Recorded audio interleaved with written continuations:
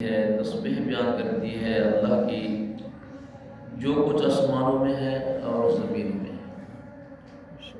وَالطَّيْرُ صَافَّاتٍ، اور پرندے پر پھیلائے ہوئے۔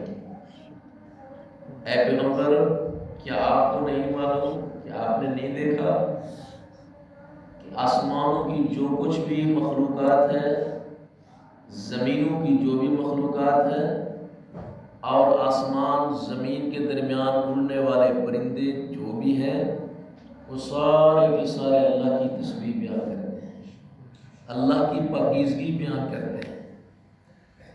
اور 28ویں پارے کے اندر اللہ رب العزت نے مختلف صورتوں کا آغاز ہی اسی انداز سے فرمایا کہ سبح للہ ما فی السماوات والارض، کہ آسمان و زمین میں جو کچھ بھی ہے وہ اللہ کی تسبیح بیان کرتے ہیں۔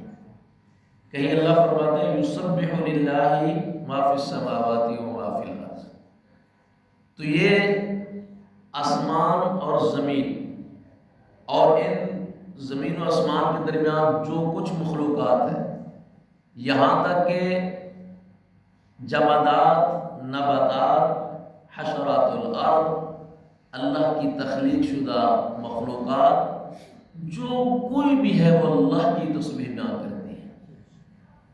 اور آپ نے 14ویں پارے کے اندر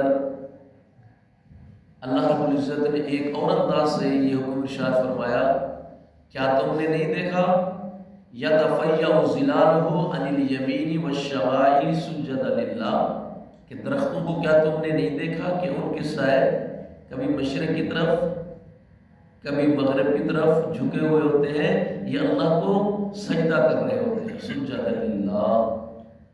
تو اسی لیے اللہ رب العزت فرماتے ہیں کہ آسمانوں زمینوں میں جو کچھ بھی ہے وہ اللہ کی تسبیح بیان کرتی ہے۔ انسان تو اشرف المخلوقات ہے، اللہ نے تجھے پیدا ہی اپنی عبادت کے لیے کیا تھا، تو اس تسبیح اور تقدیس و تحمید کس انداز سے کرتا ہے اور کس قدر کرتا ہے؟ اللہ نے جو تخلیق تیری کی ہے اس کا مقصد ہی عبادت ہے، اللہ کی تسبیح اور اللہ کی حمد بیان کرنی ہے۔ اور اس کے علاوہ جتنی مخلوق ہے وہ اللہ کی حمد بیان کرتی ہے، اللہ کی تسبیح بیان کرتی ہے۔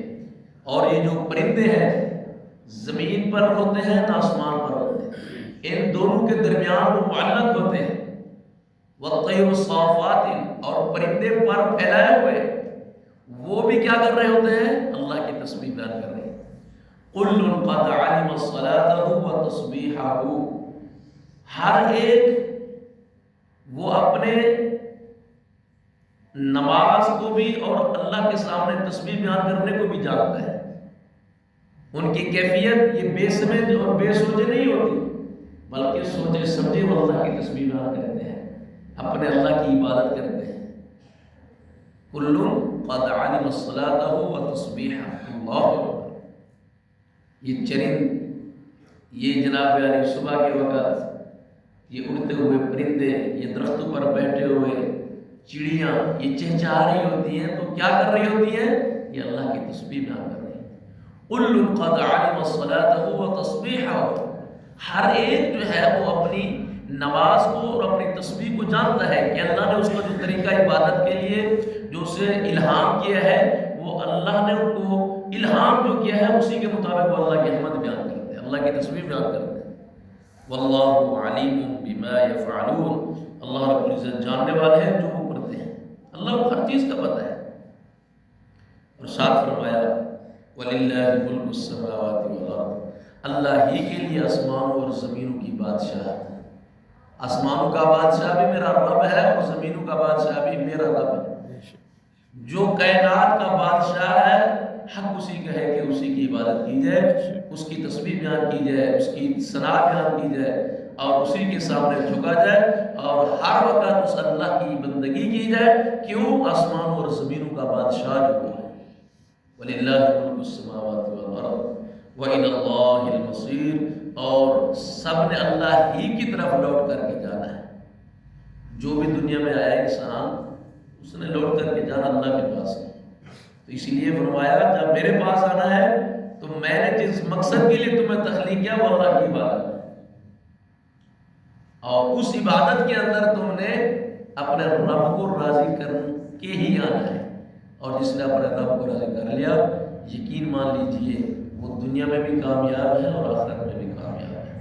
اللہ سے دعا ہے اللہ رب العزت ہم سب کو اللہ کی حمد، اللہ کی تسبیح، اللہ کی تقدیس بیان کرنے کی توفیق عطا فرمائے۔ اقول قولی ھذا استغفر اللہ لی ولکم ولسائر المسلمین وآخر دعوانا